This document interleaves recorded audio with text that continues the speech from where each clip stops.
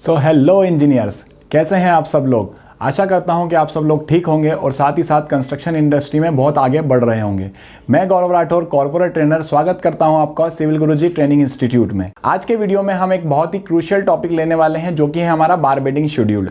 बार bedding schedule के अंदर हम आज समझेंगे कि इसका बेसिक्स क्या होता है और उसकी कटिंग लेंथ निकालने में क्या क्या चीजें हमारी यूज होती है। चलिए शुरू करते हैं।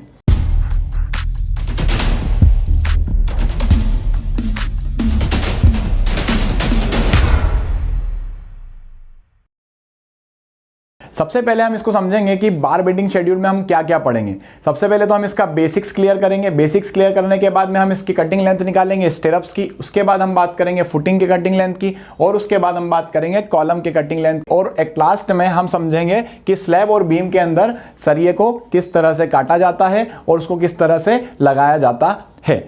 अब नेक्स्ट अगर हम बात करते हैं तो सबसे पहला हमारा जो पॉइंट आता है वो होता है what is bar bending schedule. Bar bending schedule होता क्या है? तो बार bending is a process of cutting and bending of reinforcement bar into required shape and making it's list which describe. जो भी हम सरिया यूज कर रहे हैं हमारी बिल्डिंग में, उसके बार को हम किस तरह से कटिंग करें, किस तरह से बेंडिंग करें और साथ में लगाने की प्रोसेस, वो कहलाता है बार बेंडिंग शेड्यूल। बार बेंडिंग शेड्यूल में शेड्यूल मतलब होता है हमें कुछ चीजों की लिस्ट बनानी होती है, उसे हम शेड्यूलिंग कहते हैं। अब हम देखेंगे कि कौन सी लिस्ट हमें बनानी पड़ती है और तैयार करनी पड़ती है बार बेंडिंग शेड्यूल के अंदर।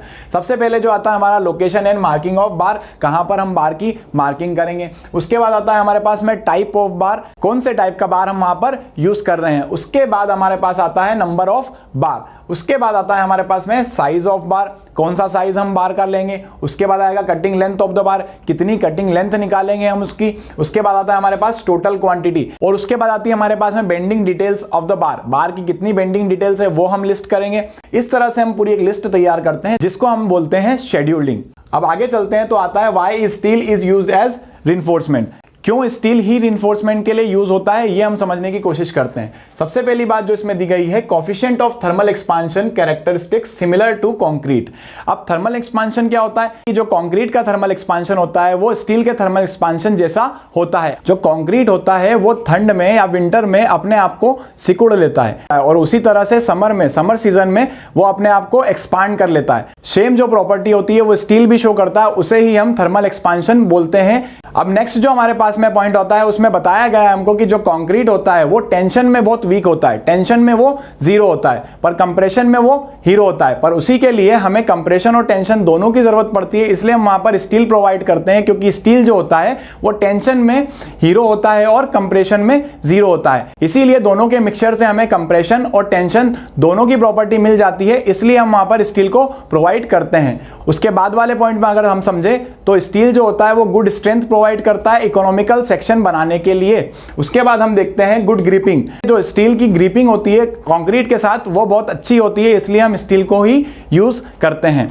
उसके बाद जो पॉइंट आता है हमारा वो होता है good resistance at corrosion and durability. जो स्टील होता है उसकी ड्यूरेबिलिटी अच्छी होती है, इसलिए हम स्टील को यूज करते हैं। और साथ ही साथ हम बात करें जो स्टील होता है उसकी बेंडेबिलिटी बहुत अच्छी होती है, इसलिए भी स्टील को यूज किया जाता है। उसके बाद अगर हम बात करें कि रेफरेंसेस, हम बार बेंडिंग शेड्यूल में कौन कौन सी रेफरेंसेस को यूज कर कटिंग लेंथ निकालेंगे वो हम देखते हैं। सबसे पहला जो हमारे पास में आईएस कोड आता है वो होता है 456/2000। इसमें हम लैप लेंथ और डेवलपमेंट लेंथ के बारे में जानेंगे। उसके बाद हम बात करते हैं आईएस 2502, जिसमें हम cutting length of stirrups, hook length, इन सब के बारे में पता करेंगे। उसके बाद आता है हमारा IS 5525, जिसके अंदर हम डिटेलिंग ऑफ रिइंफोर्समेंट पता करेंगे। नेक्स्ट अगर हम आगे चलते हैं उसके बाद आता है हमारे पास में टाइप ऑफ रिइंफोर्समेंट बार। कितने टाइप के रिइंफोर्समेंट बार होते हैं? सबसे पहला जो हमारे पास में आता है वो होता है प्लेन बार। पुराने टाइम में प्लेन बार ज्यादा यूज होते थे। Fe 250 होता है, जिसके अंदर Fe जो होता है ये सिंबल है आयरन का, और साथ ही साथ 250 जो होता है ये यील्ड स्ट्रेंथ दी हुई है स्टील की, जो कि न्यूटन पर mm² में होती है। Fe 250 बार जो कि हम बहुत पुराने टाइम पर यूज करते थे। आज के टाइम पे जो बार्स यूज हो रहे हैं वो यूज हो रहे हैं डिफॉर्म्ड बार। डिफॉर्म्ड बार के अंदर दो पार्ट आते हैं, जिसमें आता है Fe 415 और साथ ही साथ Fe 500। Fe 415 और Fe 500 में अगर हम डिफरेंस की बात करें, Fe 415 के अंदर सिर्फ रिब्स दी जाती है। और FE 500 में रिब्स और लंग्स दोनों होती है। रिब्स और लंग्स समझते हैं क्या होता है, जो ये वाला पार्ट होता है वो रिब्स कहलाते हैं और जो स्ट्रेट पार्ट होता है वो हमारा लंग्स कहलाता है। उसके बाद हम बात करते हैं साइज और यूनिट वेट ऑफ द बार की, जो कि हमें दिया हुआ IS कोड 786 2008 पेज नंबर 5। इसमें आपको पूरे साइज और वेट मिल जाएगा। इस साइड हमारे पास में आएगा डायमीटर ऑफ बार और इस साइड हमारे पास में होगा unit weight of the bar. Unit weight निकालने के लिए जो हमारे पास फॉर्मूला होता है वो होता है d²/162। अब इसके आगे हम बात करते हैं, जो कि पहला बार है हमारे पास में 8 mm बार। 8 mm बार के लिए जो यूनिट वेट होगा वो होगा 0.395 kg पर मीटर। ये 1 मीटर के लिए हमें दिया हुआ है। 8 mm के बाद हमारे पास आता है 10 mm बार, उसके बाद हमारे पास आता है 12 mm बार, ऐसे ही 16 mm बार, 20 mm बार और 32 mm बार। मिनिमम हमें 8 mm बार, 10 mm बार, 12 mm बार और 16 mm बार की वैल्यूज याद रखनी होती है, क्योंकि ये हर जगह पर यूज होती है। तो इंजीनियर्स आगे हम बात करते हैं अब types of cover and there values. जब भी हम कॉलम को कंस्ट्रक्ट करेंगे तो उसके अंदर रेनफोर्समेंट प्रोवाइड करेंगे। रेनफोर्समेंट प्रोवाइड करेंगे तो रेनफोर्समेंट जो होता है वो सरिया, उसके अंदर शटरिंग लगती है। शटरिंग और सरिये के बीच में हमें कवर प्रोवाइड करना होता है, ताकि हमारा जो कंक्रीट है वो उसमें अच्छे से फिल हो जाए और स्ट्रेंथ हमारी अच्छी आए, इसलिए हम वहां पर कवर प्रोवाइड करते हैं। अब कवर जो होता है हमारा अलग अलग जगह पर अलग अलग टाइप का दिया जाता है। इसमें 2 टाइप के कवर होते हैं, वो हम समझने की कोशिश करते हैं। सबसे पहला जो आता है हमारे पास में इफेक्टिव कवर आता है। इफेक्टिव कवर के अंदर कॉलम की इनर साइड से लेकर मेन बार की मिडिल तक जो डिस्टेंस होता है वो हमारा इफेक्टिव कवर कहलाता है। और साथ में जो हमारा नेक्स्ट होता है वो हमारा होता है क्लियर कवर, जो कि होता है स्टिरअप से लेकर inner side of the column तक। अगर हम बात करें तो ज्यादातर हम क्लियर कवर का यूज करते हैं। अब अगर हम बात करें वैल्यूज की, तो कौन कौन सी वैल्यूज दी जाती है।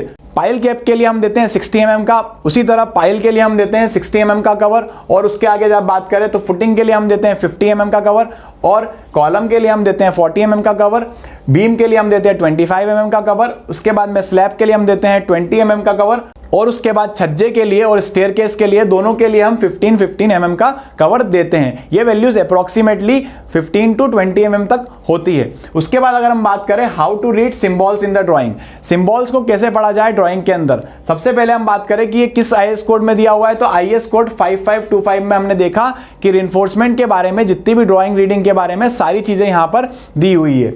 सबसे पहले आता है हमारा पास फाई जो है हमें प्लेन बार के बारे में बताता है। जो स्क्वायर होता है वो डिनोट करता है प्लेन स्क्वायर बार को।